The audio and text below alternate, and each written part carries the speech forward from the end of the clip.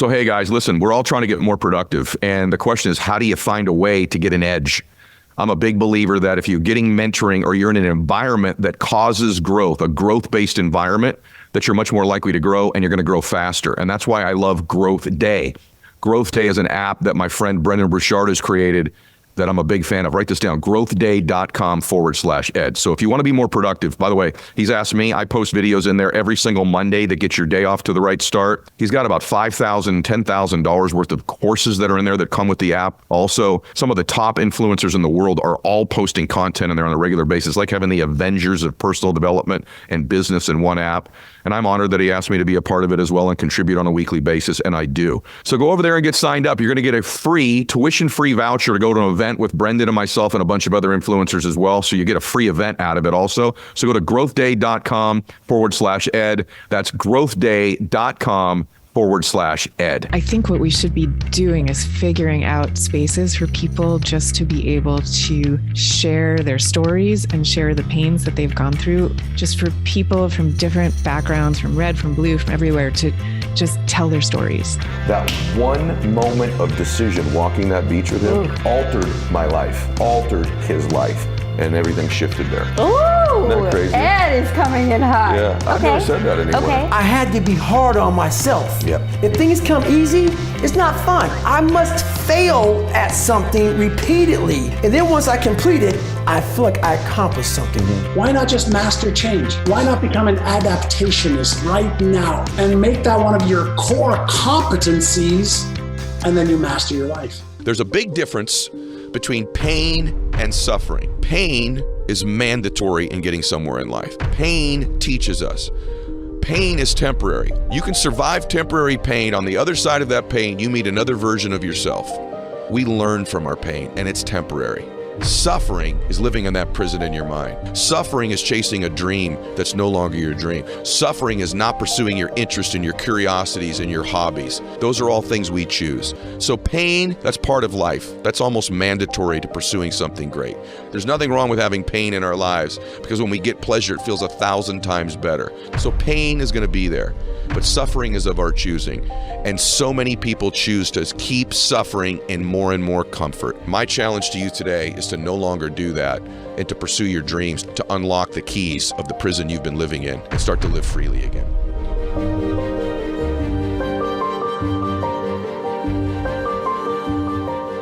Today we're going to talk a little bit about suffering and comfort. And many years ago, my friend Wayne Dyer shared a story with me, and I tell it a little bit different, and I use it for a different purpose than him. But I want to tell you the story about the 4 philanthropists. And so many, many years ago, there was this war going on in this village. And in the village, the people that lived there lost the war, and all of the men in the village were imprisoned. And the prison was actually in the village. And so imagine all of the husbands and brothers and sons were imprisoned in the very community that they grew up in. And there were these philanthropists. There were 4 of them that all wanted to come along and live their destiny, live their purpose, and make a difference in the world. And so one of the first philanthropists came along and found out that all these men were sleeping in very uncomfortable conditions, and there was, they were sleeping on rocks. There weren't adequate mattresses, and there wasn't great pillows or anything like that. So he said, I'm a very wealthy man, and I'd like to help these men in the prison suffer in a little bit more comfort, to give them some comfort in their suffering. And so I'd like to donate pillows and mattresses so that they could sleep comfortably. And the prison agreed, and he donated all the mattresses and the pillows so that these men could sleep in some comfort. And he felt great. He thought like he fulfilled his purpose and his destiny in life and made a difference for these men. The second philanthropist came along and found out that the men were bathing in terribly dirty water and were drinking this water and were becoming, malnourished and were dehydrated because they couldn't keep the water down. And he said, listen, I would like to donate clean water so that these men can have a little bit more comfort in their suffering. And so the prison agreed, and he donated clean water to the prison. And he felt great about the fact that he felt like I've fulfilled a purpose. I've fulfilled my destiny. I've made a difference in these people's lives. The third philanthropist found out, he lived in town, he was a farmer, and he found out these poor men that were once in the community that were now living right there in this prison were eating terrible food. It didn't taste good. It was unhealthy. It had some maggots in it from time to time. And He went to the prison and said, listen, I own a farm. I grow fresh food. I would love to be able to donate the meat and the eggs and the produce and the vegetables to these men that are in prison just to give them some more comfort. And the prison agreed and allowed them to donate the food. And this man donated the food, and now the men were eating healthy food that nourished them, that tasted good. And now he felt great about the difference that he made and felt like, I fulfilled my destiny as a person. But then the fourth philanthropist came along. And the fourth philanthropist, he was a saint. And the fourth philanthropist did something very interesting in the prison. He went and got the keys. And the gift he gave to the prisoners is he came along and he had the keys to unlock them from the prison he was in. And he unlocked it. And all the prisoners were released from the prison and no longer suffered at all. He fulfilled his destiny. He fulfilled his purpose. And I share this story with you because, in my opinion, so many people are suffering in comfort, meaning they're constantly trying to add things, even though they're suffering in their life. They do things to feel more comfort in their suffering rather than alleviate their suffering, rather than what I'd like to think that my show or myself, or what I'm going to share with you right now, I have the keys to unlock you from the prison that you live in, the prison of our minds, the prison of the emotions we don't want to feel, the prison of feeling like we're less, the prison of feeling like my life doesn't matter, the prison of not having a sense of direction, the prison of feeling invisible, the prison of always beating ourselves up about our previous sins or mistakes or setbacks or failures, the prison of being worried about what other people think about us. And so many of you and so many of us in our life stay in this prison that's in our minds. And the entire time, all we're trying to do is, man, if we could just sleep a little bit better, if I could feel a little bit better, if I could eat a little bit better, if I drove a little bit better car, if I had a little bit cooler friends, then my suffering, I'd have more comfort in my suffering. And there's this thing in our culture right now where so many of us, all we're really trying to do is have a little bit more comfort, but we're suffering. And I believe suffering comes from a place in our life where we're not pursuing our dreams. We're not pursuing our potential. We're not giving ourselves the gift of what's already within us, which is love and bliss and peace. And we're pursuing these things. We're pursuing that car, that truck, that relationship, that amount of money, that title, that prestige, that like on social, that following. So that maybe as we're suffering, we feel a little bit more comfort. There's these moments of happiness, moments of bliss, moments where we feel okay. But we live in a prison of our own making in our minds. And I believe there are keys to just simply the simple process of unlocking the key and walking out of that prison, and you never need to live in it again.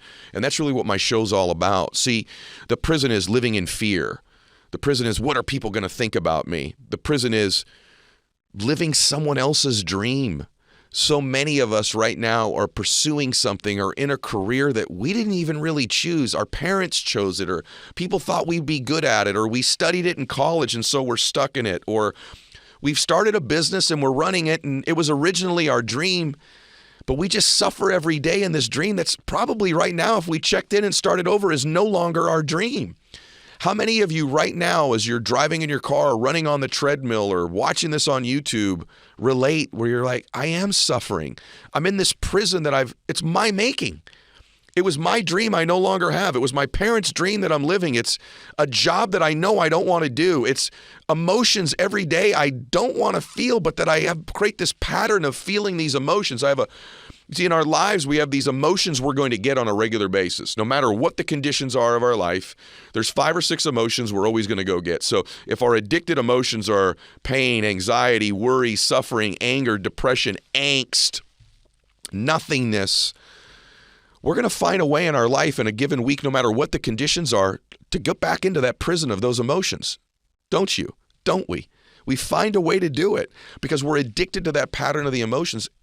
And most people, listen to me, will live their entire life and get to the end of their life and only at the end of their life realize, I suffered in comfort and I could have ended my suffering at any point.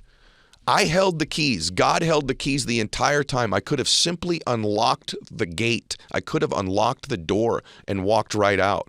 And I believe that door, those keys, are the following things. That it's your faith. It's connecting, if you don't have one, connecting to something you believe in that's bigger than you. In my case, you all know that I'm a Christian, but whatever faith it is that you choose, that faith is a pathway. It's part of the keys of getting out of the prison. It's the keys of getting out of the prison. Part of the keys is finding a dream that's our current dream, not our past dream, not our parents' dream, not our friend's dream, but our dream right now. Ask yourself a question, check in. Am I now living in a prison of my own creation? It was a job I chose I don't want anymore. It's a degree I'm pursuing I'm not interested in. It's a business I started that now that I've done it, it's not for me, but I'm still in it and I'm suffering in it, but I get a little bit more comfort with a little bit more money. I go to a concert. I've got good friends. Whatever the thing is you do, I get a good bottle of wine on the weekend. Whatever you do, you smoke weed, whatever your thing is, all you're doing is trying to just be a little bit more comfortable and you're suffering. I believe the key out of that prison is to pursue something that's your purpose and your passion and your calling and that your heart tells you to do. I also believe it's pursuing something that takes advantage of your natural skills and abilities. The prison can be what other people think about us. The prison can also be oftentimes holding our past failures and mistakes like a weapon, almost like most of us hold this gun to our head regularly and we remind ourselves of our mistakes, of our sins, of our past, and we believe those things disqualify us. I believe the other way out of that prison is to accept your worth leaving the prison, to accept you weren't born to be in that prison. I believe that. To chase your purpose and your dreams, to live your life on your own terms. See, you hold the keys to this. And it's almost like this. In life, Wayne said this to me one time. In life, life is like this massive 100-room mansion with all these experiences and things we could be seeing and doing and trying and learning and expanding. And many of these things may not even be a business. It might just be a hobby. It might be a pursuit. It might be an interest. It might be a curiosity of yours. These are the pathways, curiosity and chasing that curiosity and learning something new and trying new things and experiencing something different, giving everything. See, total freedom in life, total freedom being out of the prison is a total commitment to something. People think, well, if I get into a totally committed relationship, I lose my freedom. Nothing could be further from the truth. Total commitment gives you freedom. Well, if I get totally committed to my business, man, I'm going to lose the freedom. Not true. Total commitment is the keys out of the prison. Half commitments, halfway committed to a relationship, halfway committed to a business, halfway loving what you do. That's the prison. That's the lack of freedom. Total freedom is actually total commitment, because once you've totally committed, now you're free to create. Now the options are whatever you want them to be in your life. And so I'm a huge believer that these keys, those are the pathways out of the prison in our minds. Those are the prisons out of our life. See, Wayne said to me, it's like life is like this 100-room mansion.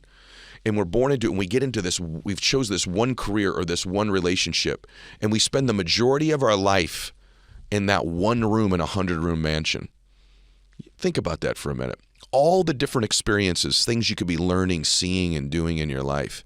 But you spend almost every day, most of us, in the same room, in the same life, in the same mansion of life, with the same people doing the same things, suffering, and just a little bit more comfort. And you can dress that room up all you want. You can dress it up all you want. You can have the best blankets, the best food, the best drinks, but you're still suffering. You can leave that room anytime you want. There's hundreds of other rooms. In fact, there's hundreds of other mansions that have hundreds of other rooms all over the world. There's a big world for you to experience. My challenge for you today, and that pathway out of there, my challenge for you today is to take the keys right now.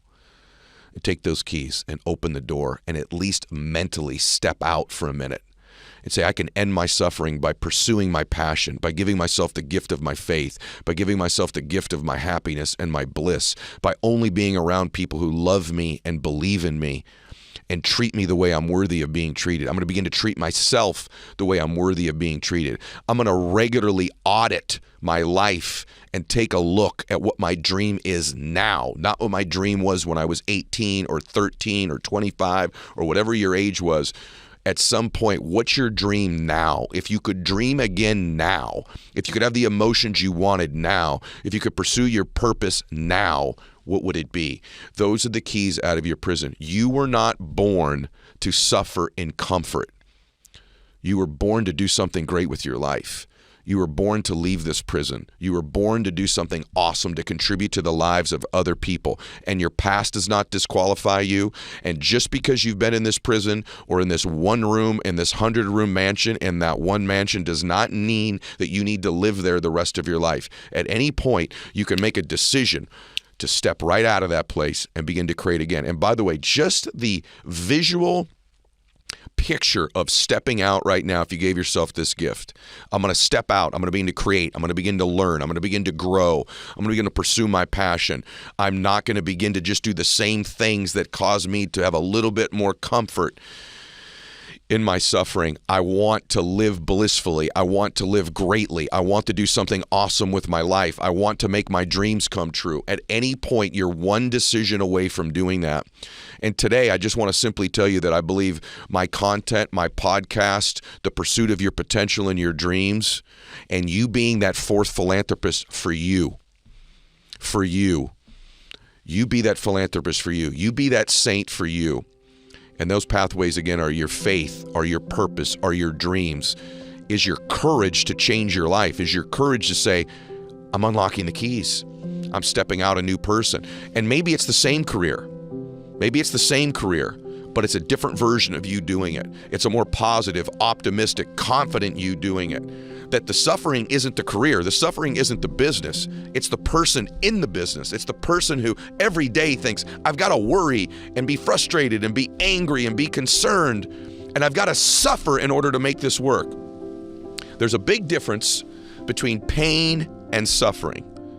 Stay with me. Pain is mandatory in getting somewhere in life. Pain is a primer. Pain teaches us. Pain is temporary. All pain is temporary. You can survive temporary pain. On the other side of that pain, you meet another version of yourself. I want to be very clear about that. I'm not going to tell you that pursuing your dream, pursuing your life, and life in general doesn't involve pain, because it does.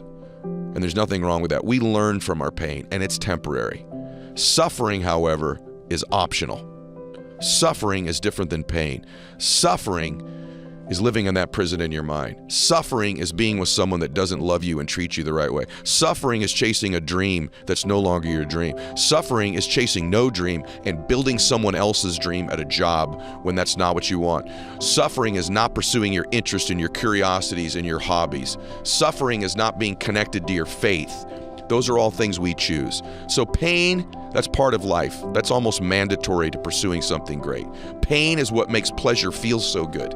There's nothing wrong with having pain in our lives, because when we get pleasure, it feels 1,000 times better. That contrast, that duality, that dichotomy is one of the beautiful things of life. So pain is going to be there, but suffering is of our choosing. And so many people choose to keep suffering in more and more comfort. And my challenge to you today is to no longer do that and to pursue your dreams, to pursue your potential, to unlock the keys of the prison you've been living in and start to live freely again. I hope that helped you today, everybody. You say that the way we meet our pain defines who we are. And I want you to elaborate on that. I've been saying lately that, on the other side of temporary pain, oftentimes we get introduced to another self. Napoleon Hill says that in Think and Grow Rich. And I find that when I speak about pain, so when I speak about winning and competing and achievement, I get incredible responses from people. Mm-hmm. But when I speak about pain and suffering and even death, and that that it will come for us at some point. I've been speaking a lot lately about my father's passing, that the depth of emotion, the depth of the energy, the depth of the feeling is maybe 100 times greater when I touch on those topics than just the good stuff of winning and competing and achievement. So what do you mean when you say the way we meet our pain defines who we are? We have a choice with our pain, which comes into every life. And the choice is, we can either try to suppress it and ignore it. And if we do that, inevitably, we are going to end up taking it out on ourselves in the form of depression or something like that, or on the people around us. Or we have the choice of being with it and acknowledging it. And it's not fun. By definition, it's not fun. But there's a way in which we can transform, or like try to transform that pain into something else. I mean, I think that's the heart of the creative impulse for most creative people. They're like looking at something painful in their life. They're looking at their sense of longing, and they're trying to turn it into something else and something more beautiful. Is there a practical thing you can do every day to do that? In other words, when you are feeling these emotions of, I don't know, for me, it's not always pain. Sometimes it's just like melancholy, or I think that's the right word for it for me. Sometimes there's this melancholy feeling about things that I enjoy sitting in for a while. I do. But is there a strategy that you use? There is, because there's a bunch in the book. But is there one thing you would say to someone who says, maybe I'm ODing on melancholy, and I need to turn it into something powerful? I mean, I guess the question is, are you talking about being in a state of mind where you are enjoying it and grooving on it? In which case, I don't think you need to do anything differently. Like when you're in that state of mind of like, oh, you know, the sky is so overcast and I'm loving this music, that's the state in and of itself to cultivate. But if you're talking about, well, I'm in a state where the pain is actually really painful, that's different.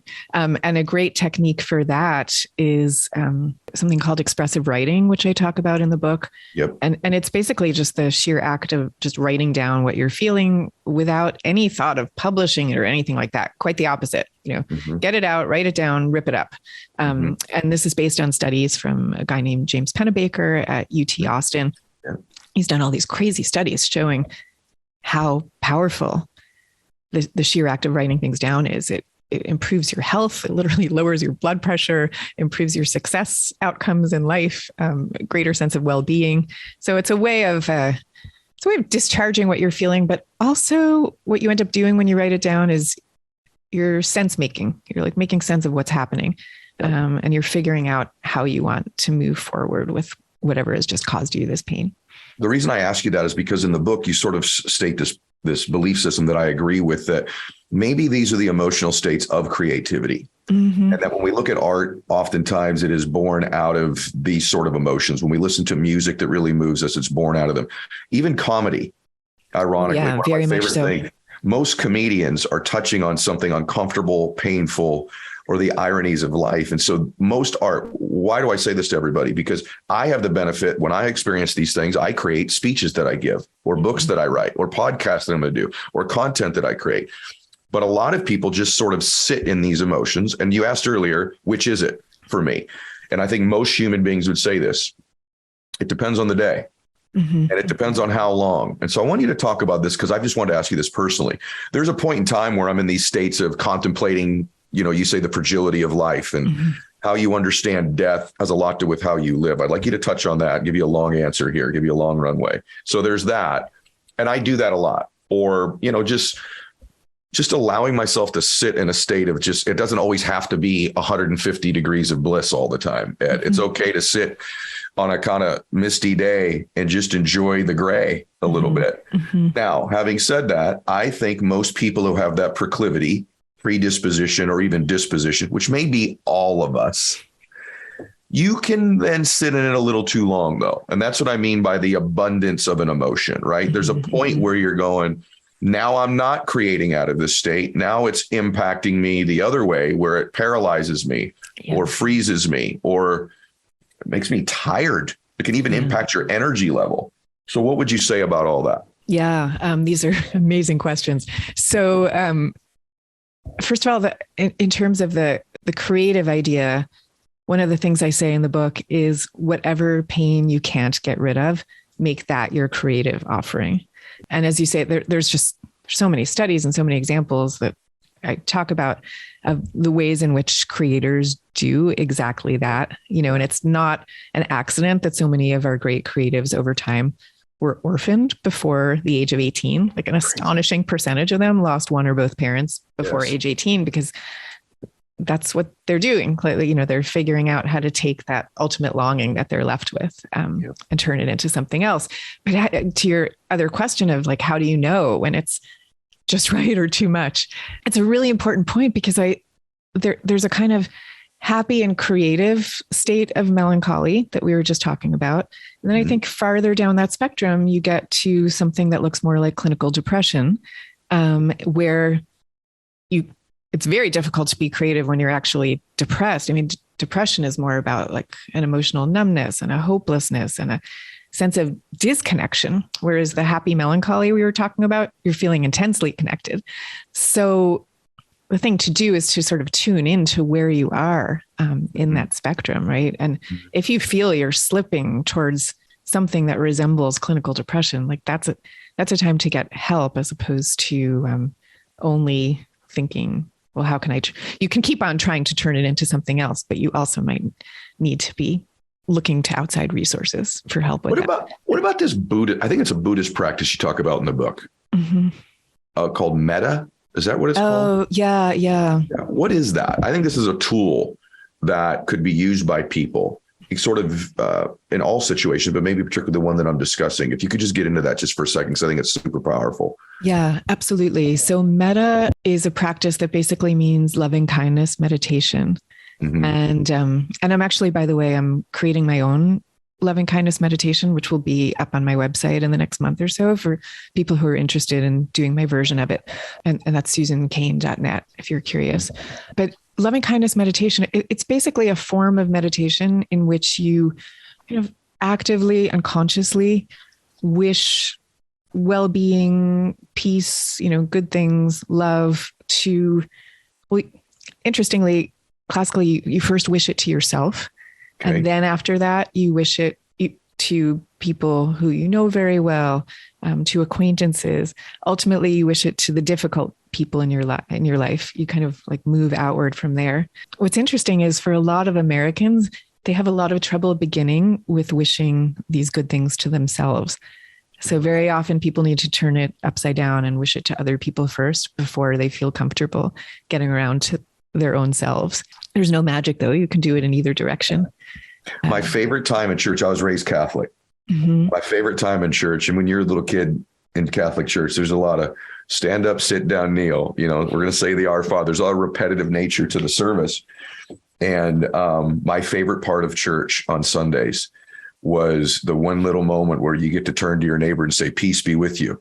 Oh, yeah. And I loved that part of church. In fact, I miss it because I don't go to that church any longer. And my dad said to me when I was a little guy, and this is even when my dad was drinking because he was still a really good man. He goes, you know, I do that quietly all the time when I pass strangers. I said, what do you mean, Dad? And he goes, oh, when I pass someone, like I open a door, I'm in an elevator, I'll just quietly say, peace be with you. I wish you peace. And he said, even when people walk by us in restaurants, Eddie, I'll do that. And that's a practice that I've had all my life, because a lot of times with parents, things are caught, not taught, right? Yes. One of the greatest gifts I give myself all the time is my quiet prayers when I see somebody. I'll even see a family at a table and just say, peace be with you. And just that feeling feels so good to connect with someone's soul who may not even consciously know you're connecting with them. But I have this belief system that subconsciously, spiritually, from an energetic soul perspective, they do feel it. And so I love that you bring that up. I completely agree with you. I have total goosebumps listening to the fact that you do that. And I think not only from a soul perspective, even if you look at it just from a human evolution perspective, we are designed to pick up on each other's cues, and we do it in 1,000 ways that we're not even consciously aware of, which is, so I think people would be picking it up, from you saying that. And that's exactly what practicing metta does. Like I notice whenever I'm not as good as I should be about doing this all the time, but I notice whenever I do practice it, then I go out into the world and I'm just sort of like automatically doing some version of what you just said. Do you know why it works for someone like you and I and almost everybody listening? Because it's going to go to the other thing I want to talk about, which is that I'm an introvert. And some people say, don't ever label yourself as an introvert. No, I'm introverted. And I love that I'm introverted. And I wanted to, the reason I share this, whatever you want to call it, technique or strategy that my dad taught me, it's just really an act of kindness. It's not really a strategy. But it's also something an introvert can do, because you don't have to say anything to give someone a prayer. So it's my way of connecting with someone in the unspoken way. And I may never, there's the truth. I've connected with millions of people this way probably in my life that I've actually never spoken to. And I think a much deeper connection than, hi, how are you? Good. Have a great day. I think much deeper connection is to say, peace be with you. Or, I wish you a beautiful day. I wish you bliss. Like, I love saying that quietly to myself for another person. Don't you agree? Oh my gosh, I absolutely love it. And I am sure you're radiating something at them when you're doing it. I feel that way too. I do too. I'll give you another version of something like that I do. It's almost like the flip side of what you just described. So okay. I wrote in the book about this video that the Cleveland Clinic put out that went viral. Cleveland Clinic is a hospital, and the video was designed to teach empathy to their caregivers. And so what this video did, it takes you through the hallways of the hospital, and you're passing all these random people who you normally wouldn't think one way or another, except in this case, there are these little captions that are underneath each random person as you pass them by. And the captions tell you what the person is going through at that moment. And sometimes it's happy things like, just found out he's going to be a father for the first time. But more often, because it's a hospital, the captions are things like, under a little girl going to say goodbye to her father for the last time. Like these heartbreaking things. You cannot watch this video without tearing up. It's impossible. So once I saw this video, I started to do this practice where I just try to imagine what people's captions are as I pass them by, just in everyday life. I love it. And I don't know the answers, but there's something about wondering what they are that makes you interact with them completely differently, and care about them in a different way. I love you. I do that too. And I sometimes, perhaps I'm making it up in my mind, and I'm just going to say, so I've never said this before. I've never thought about it consciously till you just said it, but everyone gets to listen to you and I talk about this, which is cool, right? This is no longer a podcast. It's just you and I talking. But oftentimes, oh my gosh, this just confirms what you believe so much more deeply. It just dawned on me. I do that quietly when I watch people or I'm in a place, and it's harder and harder the more well-known you are to do it intimately, because someone sees you, then they know you. So it's a little harder than it used to be for me, but I do it. And I also, ironically, sometimes sense their pain, and I almost project a story onto them in my mind about what they are insecure or they feel invisible. Oftentimes, because I think these folks feel so invisible, this is my way of seeing them, even though maybe auditory wise, they don't know it. And so it makes me really even confirm your work even more, because I don't usually picture them in their most blissful or happy state. Right. I picture them in their pain and their sadness. And that just must prove even more deeply. That's how we connect with one another. Yeah, absolutely. We're designed to do it, right? Like the species wouldn't survive if we couldn't look after helpless children who come into this world as crying infants. Like, that's what we do. Oh, gosh. And because of that, like that ability radiates outward from there. Yeah. So, by the way, if people wonder whether this is true, give them this stat. See, if I'm a business person listening to this, like, okay, what's the business? I'll give you the research. Yeah, the business application of this is maybe you should stop always trying to connect with people on their victory and their wins and what you or your company can do for them, but begin to connect much more deeply with people, which is their pain and their anxieties and their fears and their story, their sadness. I think you'd find you'd connect a whole lot more deeper, even as a busy person. But give us the research, especially the one about the songs on the playlist.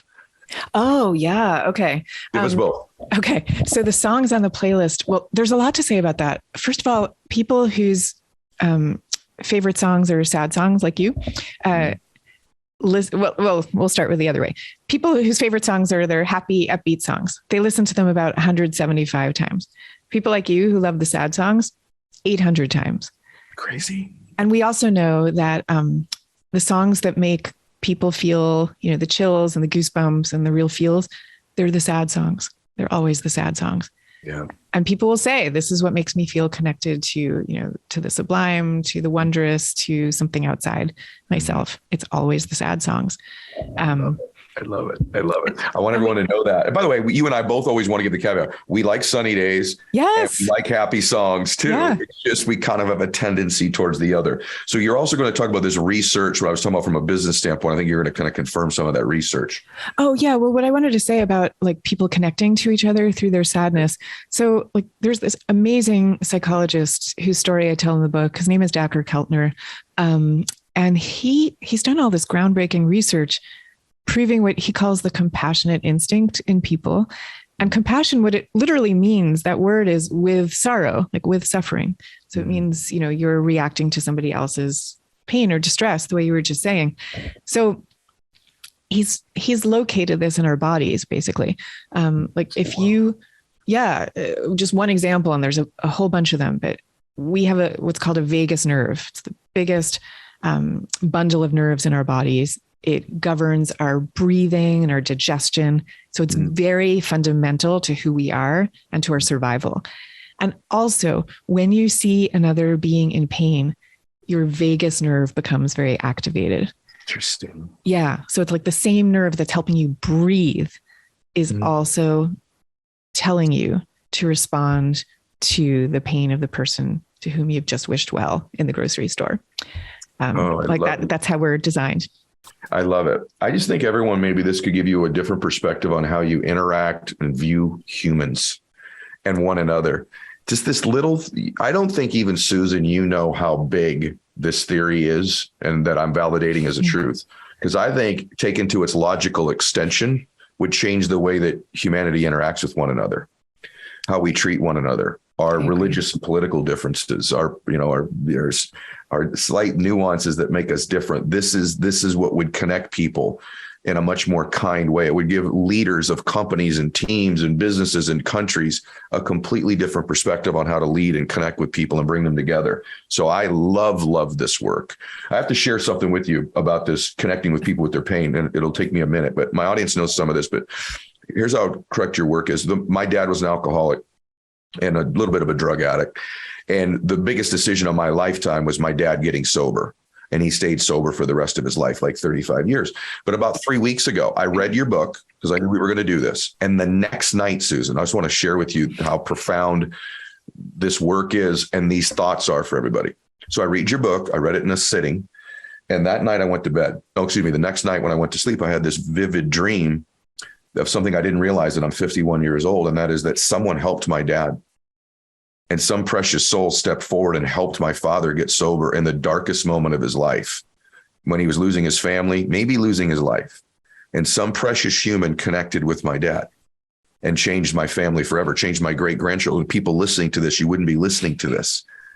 And guess how he connected with my dad? Through their shared pain and suffering. That person was also an alcoholic, also a drug addict. They knew the shame. They knew the fear. They knew the embarrassment. They knew the frustration. They knew the depression that came with the patterns of behavior. Had that person connected with my dad through bliss and sunshine and rainbows, or their own perfection, their own lack of pain, but they would have never been able to help my father. They reached my dad through connecting, through shared suffering, through shared pain. And then from there said, here's how I can help you. So from every perspective in life, the connecting point is here, and then how I can help you. Isn't that a great example? Oh my God. It's an amazing example. Thank you so much for sharing that. Yeah. And I think I don't have that dream if I don't read your book the day before. I don't, because it opens up. That's why this podcast, I guarantee everybody, there's millions of people listening to this driving in their car, on the treadmill, or with their family. They're looking at the next person they see just a little bit differently, looking in the back seat at their babies, and they're looking at someone at the grocery store, and they're going to think about their friends differently. And this is where change comes from. The other thing, though, I have to ask you about. I just want to say I totally agree. And I have thought this before about like our hopelessly divided politics and culture and religion, everything. That I think what we should be doing is figuring out spaces for people just to be able to share their stories and share the pains that they've gone through without it being connected, at least temporarily, without it being connected to any call for policy change or a political agenda or anything like that. Just for people from different backgrounds, from red, from blue, from everywhere, to just tell their stories. That's it. I love it. I actually believe that I get asked sometimes if I'd ever run for office, and that's highly unlikely. But I do believe that that's where change comes from, is just saying, just please hear me and listen to me. And then you can reach your own conclusions. It's when they think that there's a hook coming or a pitch or a close or something we want you to do is when people are turned off. And I think if you just say, just please hear me, whatever you believe about guns or no guns or school security or mental health, whatever the issues are, to hear some of these parents that just had this tragedy happen in Texas and just to hear their pain, just hear them. And many of them have differing views themselves on what should be done about it. But you would reach a more beautiful and correct conclusion if you just listened to people and heard their pain and heard their suffering. So, hey guys, I just walked in the studio. We're going to record an episode. And guess what I just did before I walked in? Walked into my pantry, got my AG1s out, poured it in my glass, made myself a drink of AG1s. I do it every single day. For me, I do it a couple times a day. Why do I use AG1? Number 1, supports my energy. Number 2, digestion. Number 3, immunity support. And actually, I feel a different mood when it comes on. My body gets a little bit more calm, yet I've got more energy. I love AG1. One of my commitments is to take AG1 every day in 2025. It's literally on my goal list. So what are your health goals for the year? And I think whatever they are, AG1 can probably help support them. So this new year, try AG1 for yourself. It's the perfect time to start a new healthy habit. AG1 is offering new subscribers a free $76 gift when you sign up. You'll get a welcome kit, a bottle of D3K2, and 5 free travel packs in your first box. So make sure to check out drinkag1.com/edmylett to get this offer. That's drinkag1.com/edmylett to start your new year on a healthier note. All right, guys, number 1 contributor to better health in my life right now is a good night's sleep. It is something, as I've talked about on the show and on my social media for years, that I have really struggled with. It's getting up, it's back pain, it's not being comfortable, it's sweating at night, it's whatever. And I got to tell you, all the health experts I have on the show constantly talk about how important great sleep is. And I got to tell you, one of the big changes for me has been my mattress. I switched a year ago to a Helix mattress, and all of a sudden, I'm talking like within 2 nights, my sleep changed tremendously. My deep sleep changed. My HRV improved. I wasn't too hot or too cold, and I was comfortable where I needed to be. I think that can help you too. Go to helixsleep.com/ed for 20% off site-wide, plus 2 free dream pillows with mattress purchase. That's helixsleep.com/ed for 20% off site-wide, plus 2 free dream pillows with mattress purchase. helixsleep.com/ed. Your birthday was rather recent, but your mom gave you your dad's cufflinks. Yeah. And when you talk about living in the past, there are elements that are empowering to us, and there are elements that are the things that hold us back. Yeah. When you put your dad's cufflinks on, like, what are the stories? How does it empower you, or does it? Well, no, big time. That's such a great question. So my dad's the centerpiece of my life. You know this, but I talk about it in the book. I was raised by an alcoholic. My dad, my first 15 years of my life, lived a not great life. And the reason I believe humans can change so much is I watched my hero do it. My dad then, for like the 11 millionth time, tried to get sober one more time, one more try. And there was these themes in his life of one more. So he finally got sober. And it was a very emotional thing I write about in the book. And then when he got sober, I said, Daddy, are you going to stay sober forever? And he said, I don't know, I'm going to stay sober for one more day at a time. And I've used that lesson a lot when I wanted to quit businesses. I just like, I'm not going to quit for one more day. I'm going to quit for one more day. And there were all these one mores in my dad's life where he helped one more person get sober. And so only my dad, by the way, my dad never again celebrated. I'm born April 27th. My dad was born April 11th. And in between those two, my dad got sober. My dad got sober on 420, which is hilarious, right? On 420. Only my dad would get sober on 420. But the next 35 years, my dad only celebrated that birthday. And so when I put those cufflinks on that my mom gave me, it makes me emotional to say, but I kind of step into that person who gives things one more try. Who I know in your life, the premise of the book's really simple. My dad always told me this.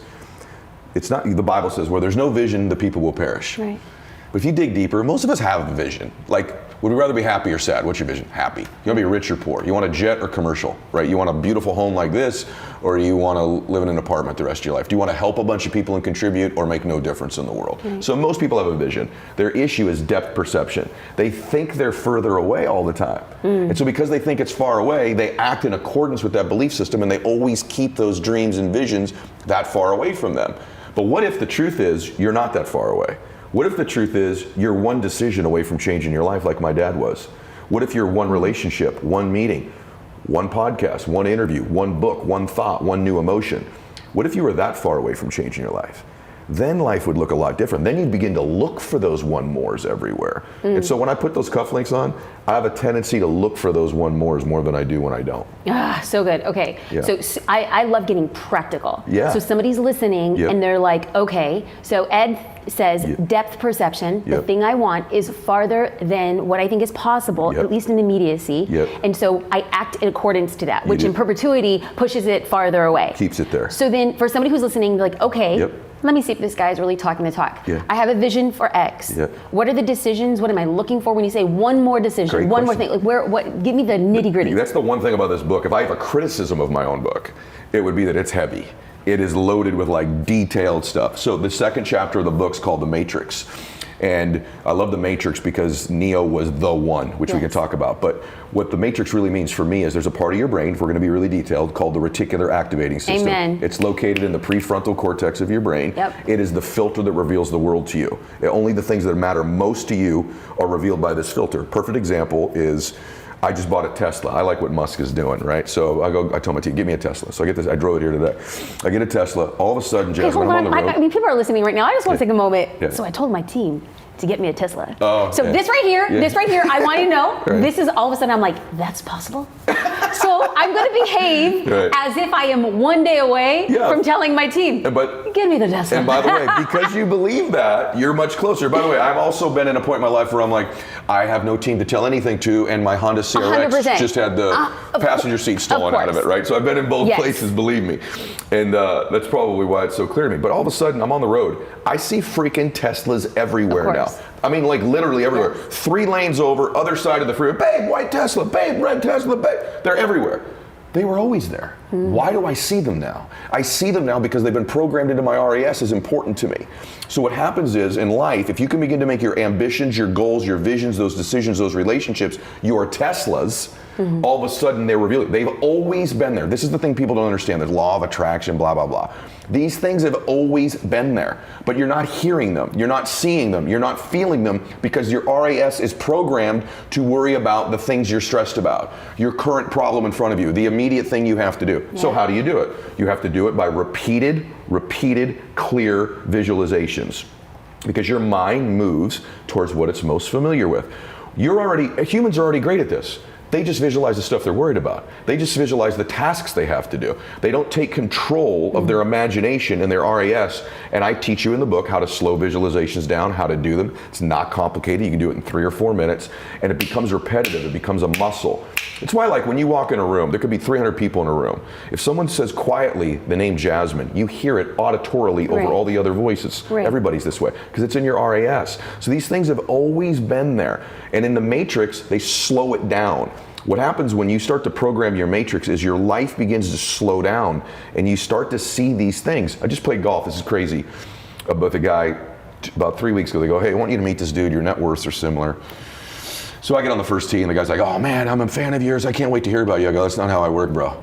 I already know about me. We're going to talk about you today. Right? I'm not talking about me. And so I go, tell me your story. He took about one decision away. This blew my mind. He goes, well, my story's really quick. He goes, 1986, I loaned a guy $50,000. And he goes, my best friend loaned the same guy 50 grand. A week later, my best friend said, please give me the money back. The guy returned the money. I let the loan go. It turned into $750 million. I said, dude, stop. Who'd you loan that money to? Jeff Bezos.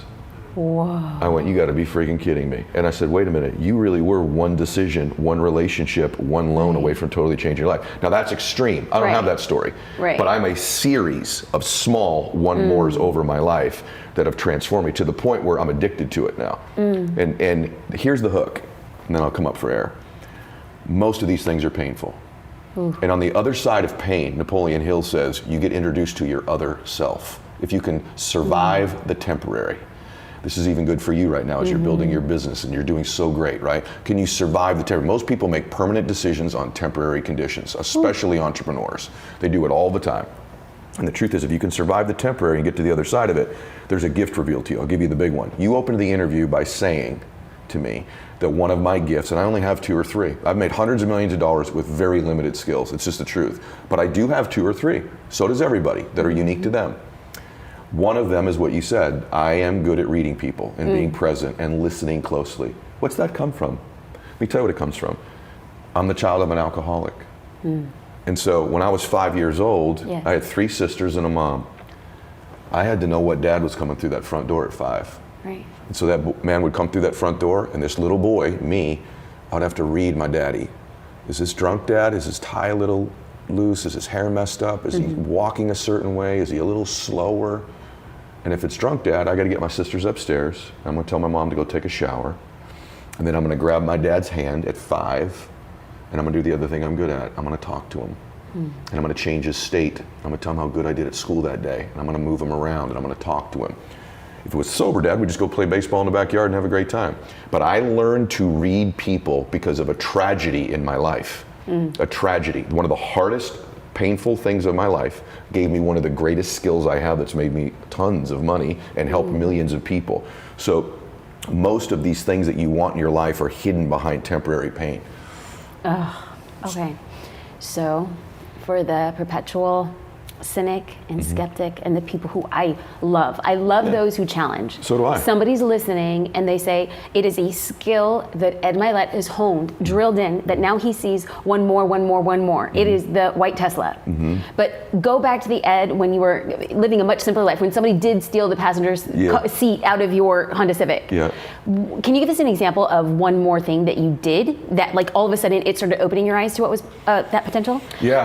We had I got so broke, so I was doing okay. A lot of entrepreneurs, I was doing all right, and then like things went bad. That's entrepreneurship, right? You take off, then you crash. You take off, then you crash. Can you talk about that just got the nutshell version of you were doing okay? What business was this? Like I had a real estate business and a financial business, and so I had done well, and then the market crashed, and then I had a foreclosure, and then I came out one morning and Christiana's car was stolen. I'm like, I can't take this anymore. Except when I got back into the apartment, turns out it wasn't stolen, it was repoed, right? And then we had our power turned off, and then that's bad, but then the worst is we had the water turned off. And so she had to go get a job while I was an entrepreneur, and the water turned off. You can't cook, you can't bathe. I would have to get up every morning with my new bride, walk down our apartment stairs after we had already owned a house that we lost, hold a towel up, and we would go to the pool at the apartment complex. There was a shower there, outdoors. And I'd hold a towel up while my new wife would take a shower and brush her teeth. And then we would switch. I get emotional today about it. And I would hold the towel up. She would hold it up for me. And I remember we would just climb back up those stairs, and I'm living a nightmare, and I got to go out into the world and sell a dream. And I decided to go get a job. Hold on. Yeah.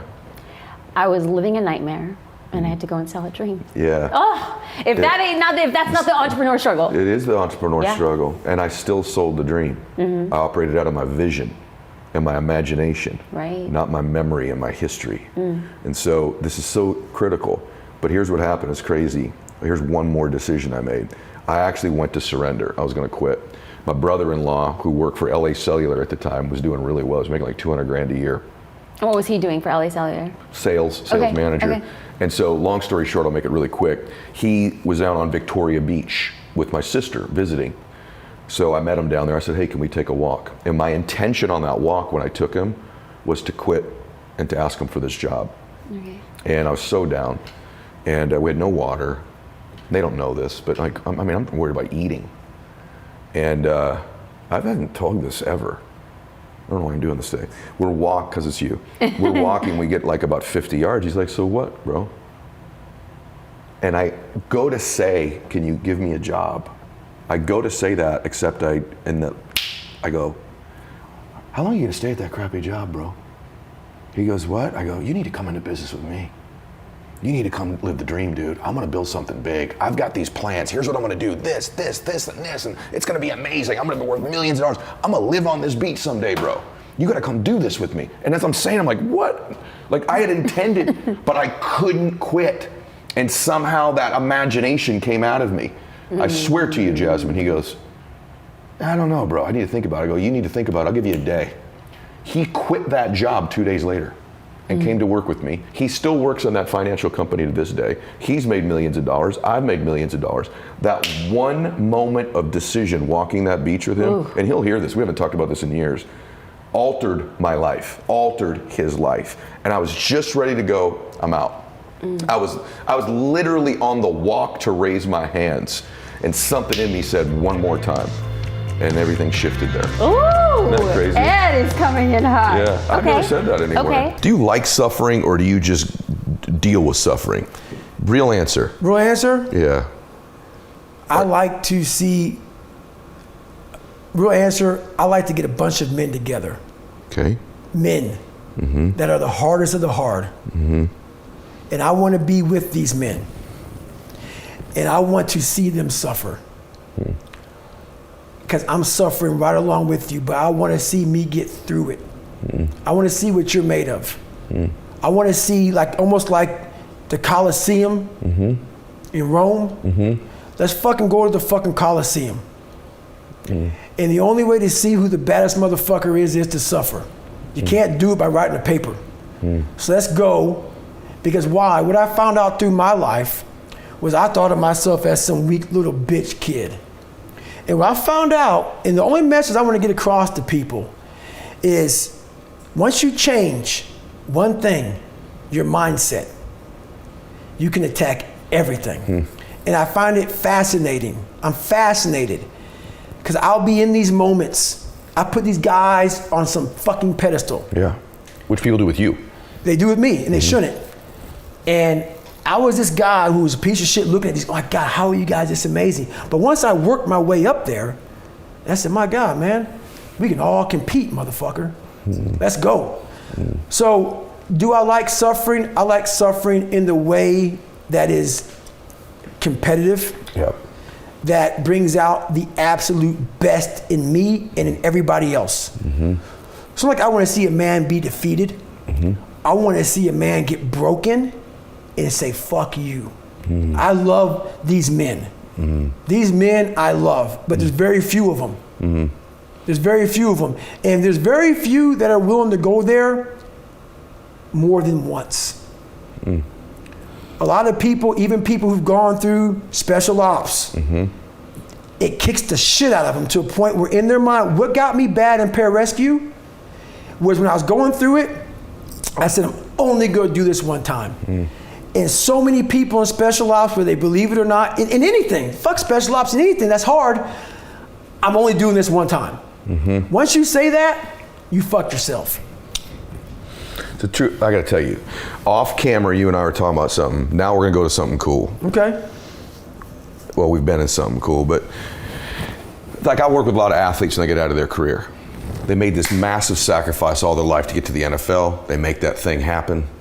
They're only willing to do it once. Right. And when that's over, their identity's set on that thing forever. And they just repeat the stories from that time over and over. That's right.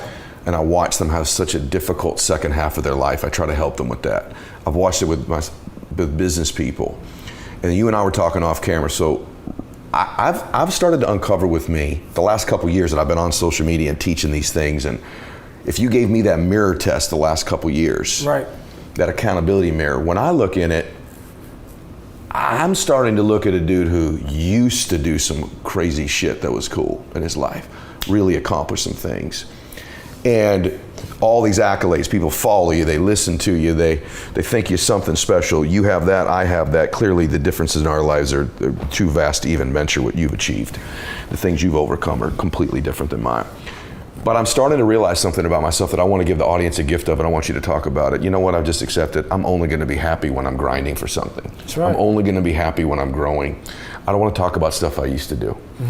I want to do something great with my life. I don't know that I can get to the mental level you have, but I think everybody here needs to know something. If you just think you're going to do something temporarily once, man, you're going to be unhappy when it's over. That's right. How about you right now? When you look in the mirror right now, so Goggins looks in the accounting mirror today, what does he see and what are your thoughts about that? So, same with you. What happened with me was like, so who I was this nobody guy. And I created this Goggins. And that Goggins, there's David Goggins and there's Goggins. David Goggins is a calm, cool guy that sits back. Used to be weak kid. Now he's just a normal guy. Goggins is a guy that is willing to tape up his legs to go after it. In that book, you read about David Goggins and also Goggins. What I realized in my life is that Goggins is who I love. Goggins is who I created. My dad created David Goggins. I created Goggins. So what's happened with me, and since Can't Hurt Me came out, and since I got on social media, which is why I fucking don't like social media, which is why I'm not on there very much, which is why I give people one time, I have to do me. I have to do me. So people get it fucking twisted, man. I am who I am. Yeah. What's in that book is me. Yeah. So now what they see is this guy who's trying to get people to get off their fucking ass.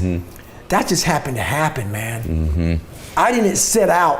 When I set out to be a fucking SEAL and set out to go to Ranger School and all this other shit I did and break records, I didn't set out to fucking please motherfuckers. Right. I didn't set out to say, hey, pay me now. I got a great fucking story. Fuck that. And I realize now that my life has kind of gotten to a point where people know me, I have followers and whatnot. The biggest depression of my life is you get caught up into helping so many people out, and it's great, and I love that, but you lose yourself in all of that shit. Truth. It literally, and people go, man, but my God, like you're changing. I get all that shit, man. But what the fuck is motivating you in that book? What's motivating you is the fucking stories I'm telling you about what I did in my life. Once I stop living that, I'm no more. Yes. I am not the fucker that you are now being motivated from. So right now in the mirror, I now got back to Goggins. I'm now back to running 100 miles a week. I'm now back to getting the fuck. I saw and I talk to my girl about it all the time. You travel, you speak, you all this shit. It's all fucking great and dandy for most people. I'm Goggins. What makes me is the dungeon. And yeah, and people go, well, oh my God, like they're gonna hear this, my God, you don't have any peace in your life. Don't get it fucking twisted. Weak people who hear me get all fucking poopy pants about how I talk. So be it. What changed me was I had to be hard on myself. Yep. And I have to continue to grind myself into a fine dust. Yeah. Period. Yeah. That's where I feel good. I feel like I accomplished something. If things come easy, it's not fun. I must fail at something repeatedly. It has to haunt me. And then once I complete it, I feel like I accomplished something. I don't want to set out and say, oh, there's an A. We're good. Right. It's fucking stupid. No, I want to turn it in 1,000,000 times and say you fail. You fail. And I say, okay, roger that. And sit there and analyze what I'm doing wrong. Go to these places that people don't go to anymore because all this fucking social media shit and everything's computerized. I want to go to that dark place in my mind and say, okay, how are we going to get this done? Yep. I think the right people are happy when they're challenged by something. Like when they're pursuing something, when they're challenged, like when they're not where they could be. Right. When they're not who they could be. Right. And you and I were talking about this off camera. It's like, I just want everybody to understand this. This is from two people who are sort of in this space. We love helping people. We love making a difference. But what makes us make a difference is the pursuit of who we've been becoming, these challenges, you and all the different ways you have, and in my way, and millions of people in their way too. Like, I don't want people to think, I just want to get to a place and cool it. Because if you get to that place and cool it, I think you're going to be miserable. You've got to still find somewhere. And I want to kind of go in your head a little bit, because I've not lived this and very few people have lived this. I want to take you back there for a minute, and then at the end I'm going to ask you what that thing looks like next for you. Okay. But so this whole thing that you did, you get out, I can't cover the whole military thing because I want them to read the book, right? But then you're like, hey, you really never done any of this before, but this is sort of the formula of what we're talking about. Then the military thing ends, and then you're like, yeah, I'm gonna go run, I'm gonna do the Badwater 135. My cardio was 20 minutes every Sunday on the elliptical trainer. Okay. That was it. That is it. So I'm looking at all these different races, and one comes up, number one, the hardest race in the world, Badwater 135. 135-mile race through Death Valley. I'm like, that sounds fucking nuts. but it didn't describe that it was like a couple day race. I'm thinking, okay, that has to be like a fucking 7-day race. Because I don't know people who run like that. So I end up calling Chris Kosman up. Chris Kosman is the race director of Badwater. And he lives out here in California. He's like, hey man. I'm like, hey Chris. I call him up in the first conversation. I actually have all the emails in my book from him going back. He's a fucking stickler, man, to tell you that. So I call him up and say, hey man, I'm gonna do this race. He's like, have you ever run 100 miles before? And I'm like, no. He goes, well, to get my race, you have to do a 100-mile race. And you gotta do 100 miles in 24 hours or less. There was only 2 more races I could do before the deadline dropped. And so I'm like, he goes, you live in San Diego, right? I'm like, yeah. This was Wednesday. I call him up on a Wednesday morning. He goes, well, there's a race on Saturday. And it's called the San Diego One Day at Hospitality Point in San Diego, where you run around a 1-mile track for 24 hours and see how many miles you can get. So I'm like, fuck it, man. This guy's kind of calling me out. I'm gonna get this shit done. I'm a SEAL. I'm a badass. Been through Ranger School and shit. I got this. Hardest thing I did my entire life, dude, was this one race. So I go. Harder than getting through. Hell yeah. Wow. I was not prepared at all. So I go. I sign up for the race. I show up. I'm this big bodybuilder looking guy. Shirt off, black hat on, and I set out. So every mile, I'm gonna see this blue lawn chair. I had Ritz crackers and Mylett. That was my fucking nutrition, man. No water, no nothing. Just no water? No. Ritz crackers and Mylett, dude. Come on. I fucking, cause I never drink water on runs and shit. I fucking didn't know about all this shit. So I go out there and I'm running. I get through 50 miles. I'm gonna cut to the chase because I detail it really well in the book. I get going. I sit down at mile 70. And buddy, I hadn't sat down yet. I sit down and everything falls the fuck apart. Literally, man, I'm like peeing blood down my leg. I have some crap coming out of me, and I got 30 fucking miles to go. And I'm in the worst shape of my entire life. And so I won't get too deep into it, man, but I end up going back through my cookie jar, and I talk about, my cookie jar is basically something I invented about. We forget how badass we are when we're suffering. Because our mind just stays right there in suffering. The cookie jar is a reminder. You know how your mom used to have the cookie jar, you don't know what kind of cookie you're gonna get, but it may be oatmeal raisin, maybe chocolate chip meat, because she's dumps them in that motherfucker, you just grab one and go.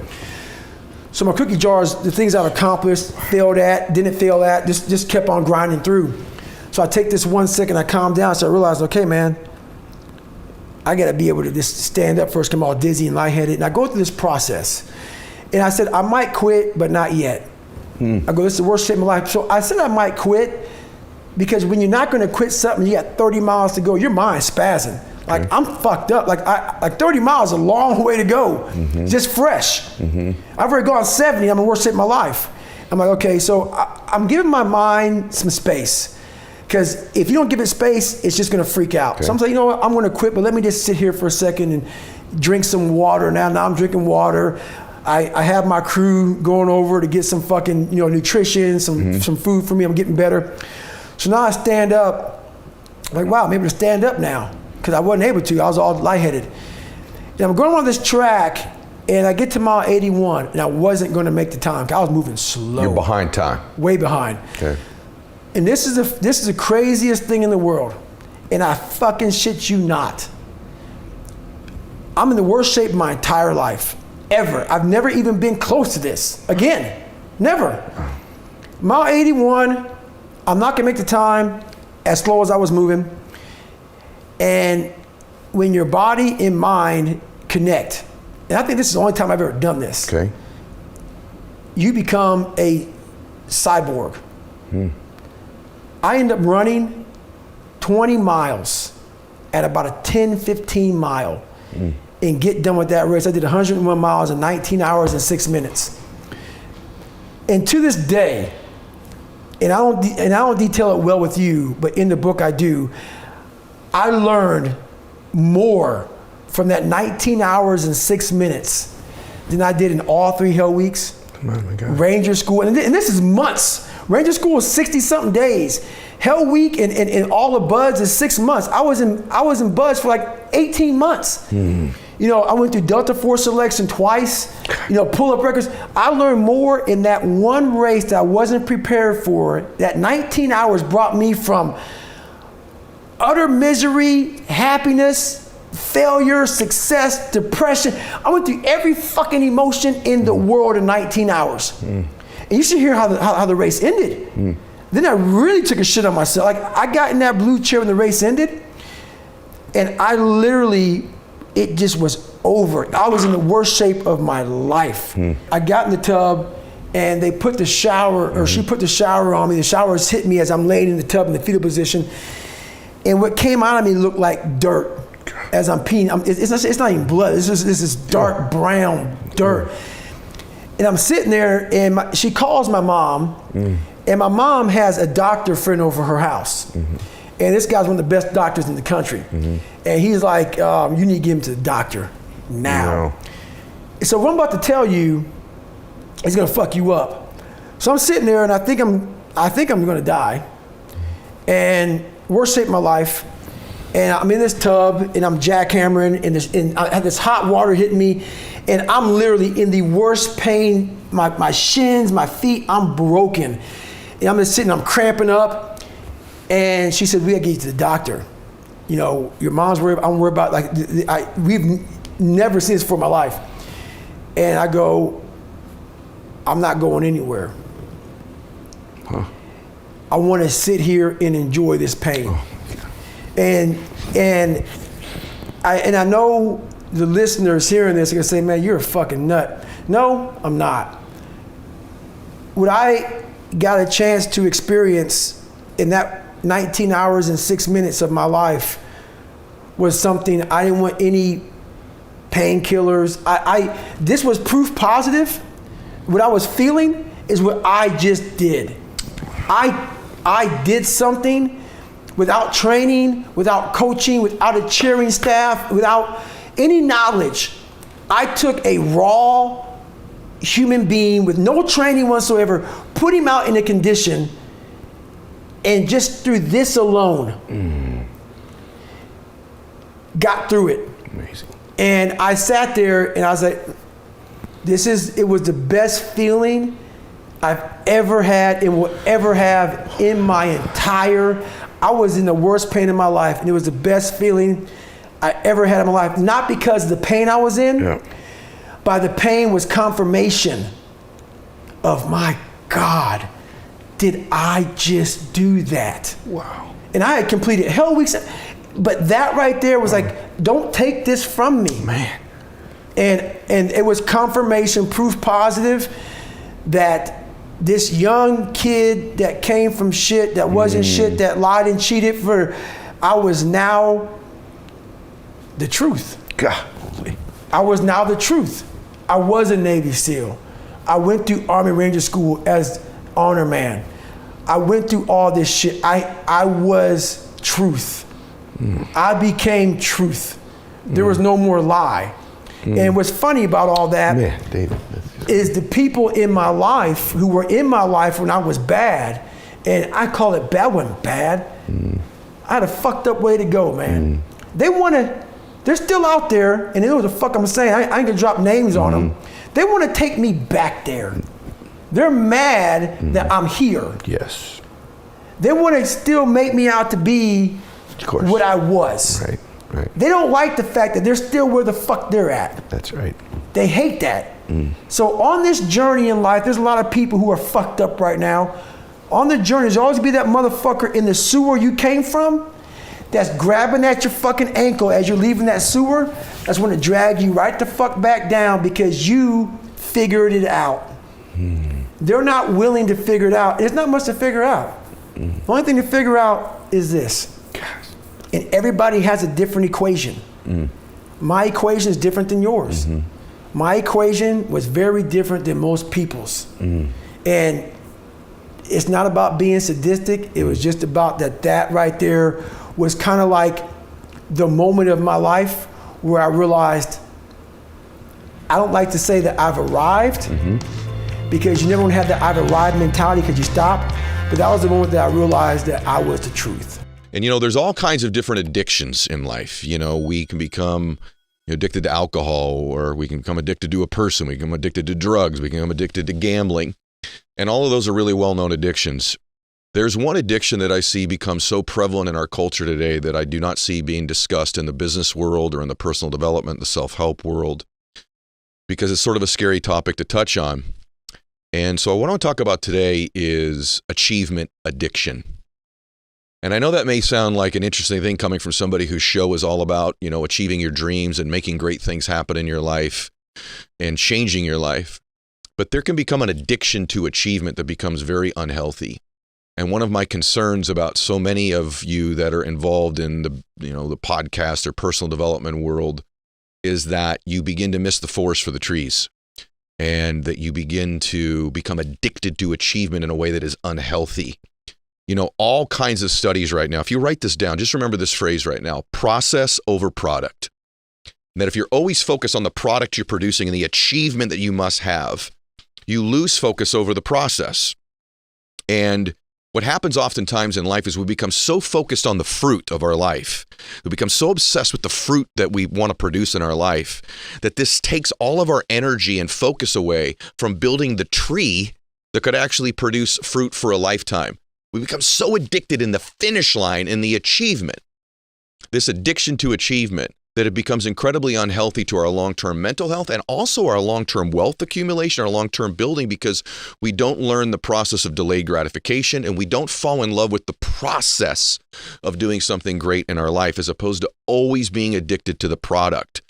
And this achievement addiction become incredibly unhealthy. It can become unhealthy because you delay all of your bliss in your life until you get to particular destinations. Once I get this achievement, then I'll be happy. Once I get this relationship, then I'll be happy. Once I get this amount of money, then I'll be happy. And this addiction to the finish line keeps all of the bliss and our joy in our life into the future. There is a way to be blissful now and still being productive. The other thing that happens when you're addicted to achievement is that you become, it can very carefully, insidiously become a perfectionism addiction where you think everything you have to do has to become perfect. That can cause paralysis. That can cause you, I'm talking about analysis paralysis. That can cause you to not want to take risks or take steps or step into the unknown because it's all about the achievement. It's all about the finish line.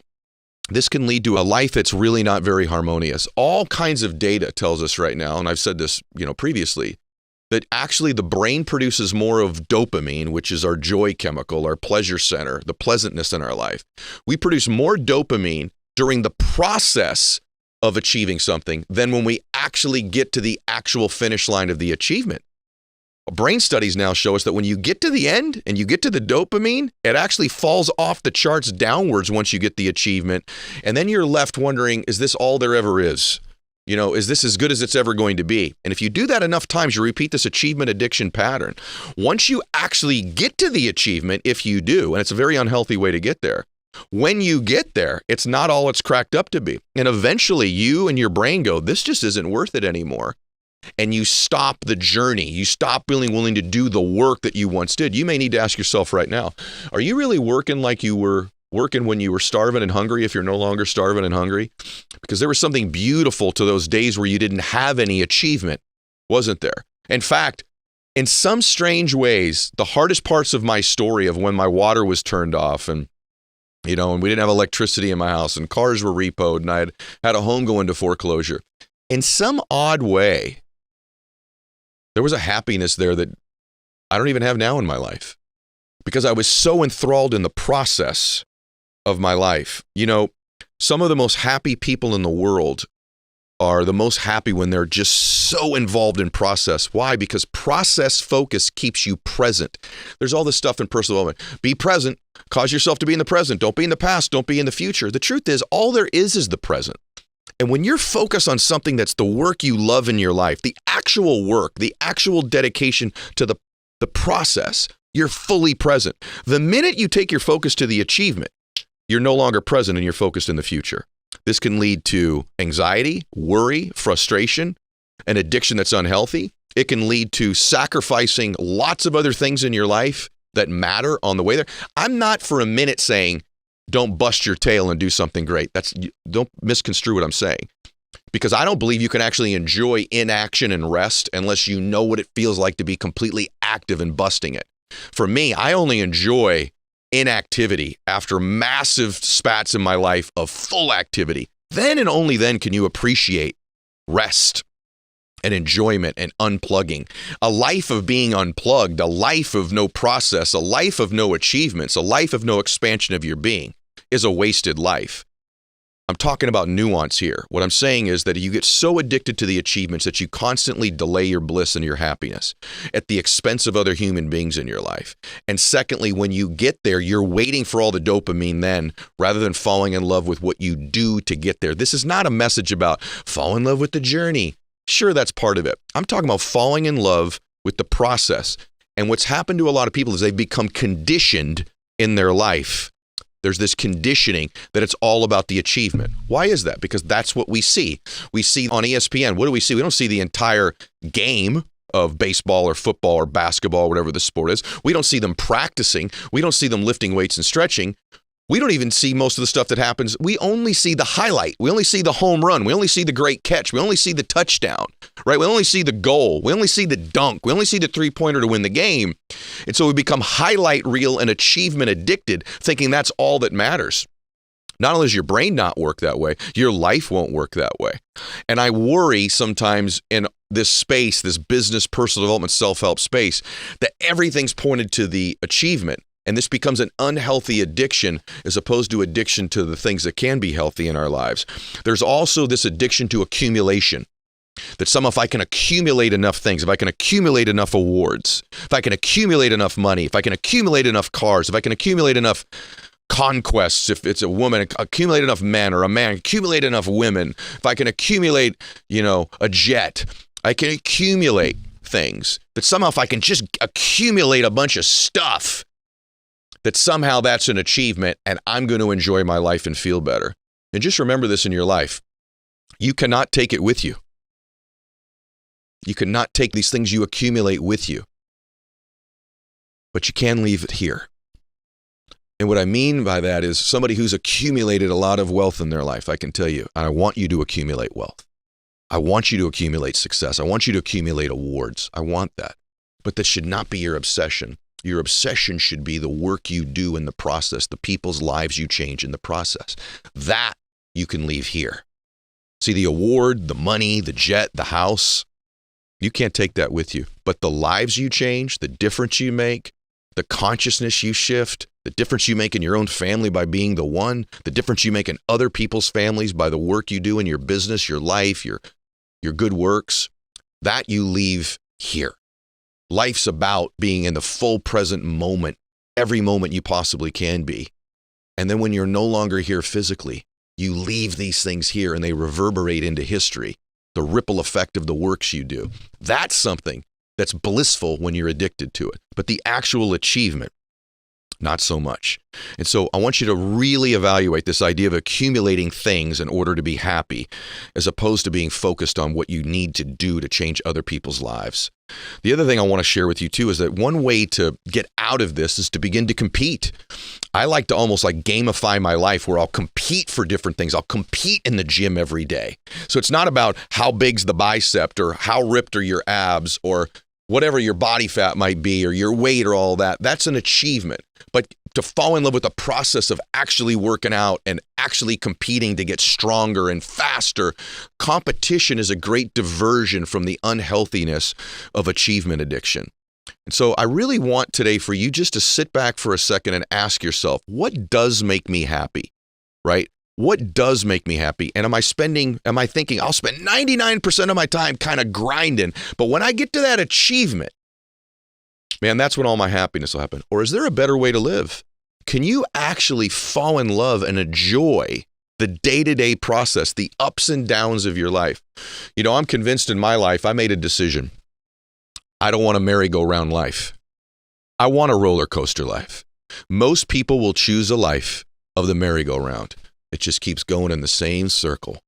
You get on that merry-go-round, you go about one time, you start seeing the same things, don't you? And it comes back around again, and you see it again, and you see it again, and you see it again. It's nice and calm and slow with that goofy music, and it just repeats itself in a circle very slowly. Little ups and downs as you just go in this circle and see the same things. That's a merry-go-round life.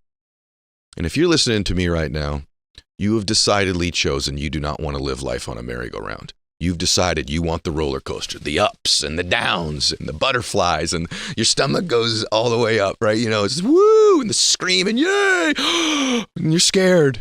That's the journey of life that produces the most bliss, is actually the roller coaster life. But I think too many people think, I just want to get off the roller coaster, right? And get to the end of it and have achieved that I finished the ride. And I'm telling you, when you finish the ride, that's when all the butterflies go away. That's when all the joy goes away. That's when all the bliss goes away. The joy and the bliss is in the ride. Even the ups that are going, and you know it's coming, you do, whoo, all the way down, up and down. I don't want a life that avoids ups and downs. I want the roller coaster. But I want to decide I'm going to enjoy the process of that ride. So you can make two choices. You can choose to get on the merry-go-round. And if you're listening to me, you don't want to be on the merry-go-round. If you're listening to me, you either chose consciously to live a life off of the merry-go-round like 99% of the people do. Same life, same pattern, same conversations, same vacations, same nothing, no growth, no experience, no memories, no joy, no life. That's 99% of people. So if you're listening to me, either you've decided I want to get off the merry-go-round or you've gotten off of it. But the other mistaken choice you can make is this up and down thing. I just need to get to the end, to the finish line, to whoo, ride's over, and then you get off and you go, yeah, wasn't that awesome? Right? Wasn't that awesome? That's a mistaken choice. That's the achievement addiction. The right addiction, I believe, is the nuanced one in the middle, which is to accept you've chosen a roller coaster life.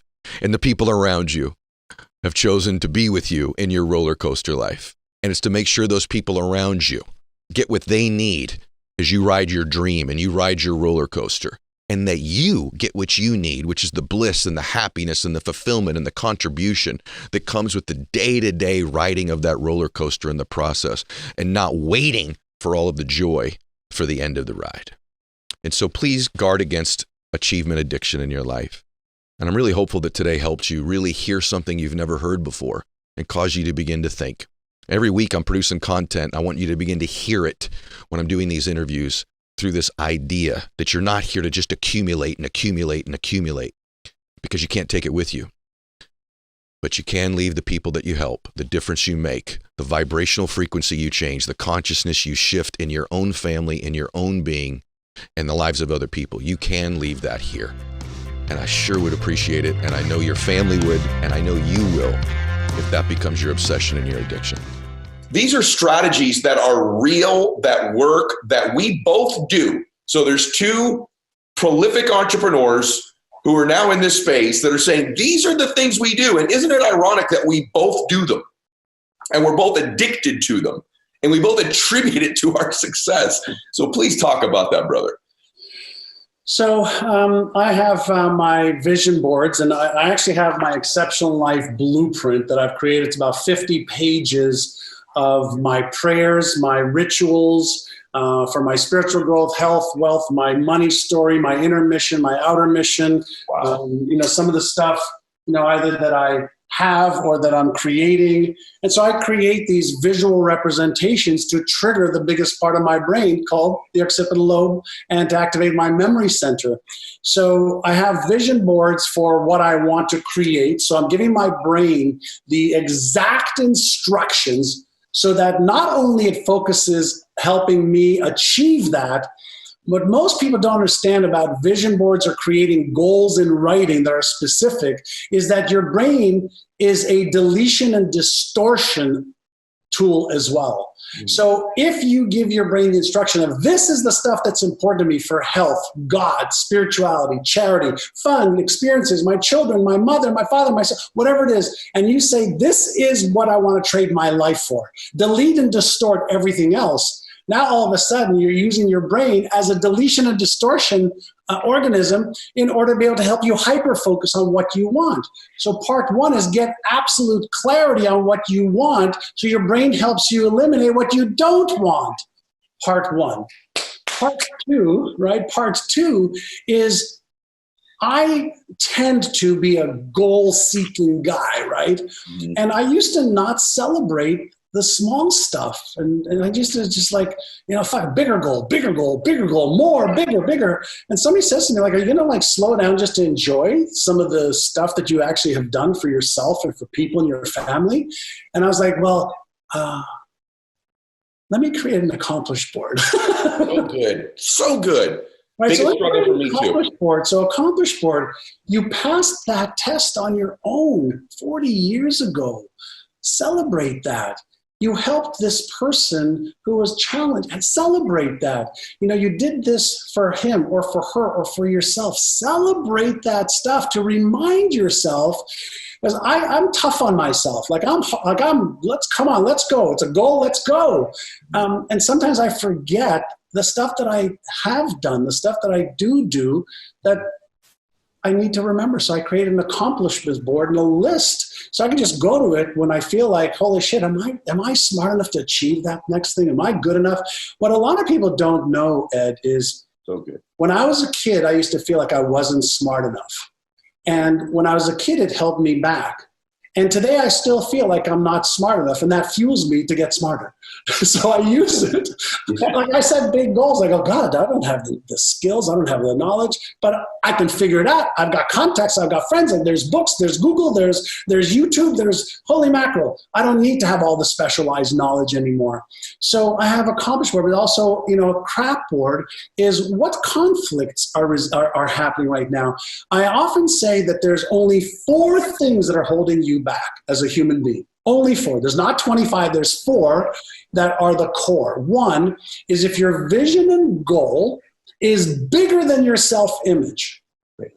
Yes. Okay? So if you feel you deserve it, you can have this vision and goal and be excited about it and motivated about it. You will not do what it takes to achieve it. 1. 2, if you have limiting beliefs. If you have a vision and goal, but you have a limiting belief that you're too young, too old, whatever the case is, your limiting beliefs will drive your behavior. 3, fear. Fear of being embarrassed, ashamed, ridiculed, or judged. Fear of failure. Fear of disappointment. And we'll talk about disappointment in a moment, or fear of succeeding and failing again. Disappointment. And then the 4th one, by the way, is you're lacking the knowledge and skill required. So that actually sets up a self-doubt trigger, which activates the Frankenstein brain, which causes you to lose motivation. But most people prefer to master disappointment and comfort zones instead of mastering change. Wow. So if I master disappointment, I know what I got. I just have to deal with, well, okay, this is what I got. And if I master my comfort zone, then at least this is the devil I know. Yes. Versus mastering change, and we know what's going on in our brain. We know what's happening neurologically, biologically, emotionally, physically, and all of that is a skill. Yes. It's just a skill.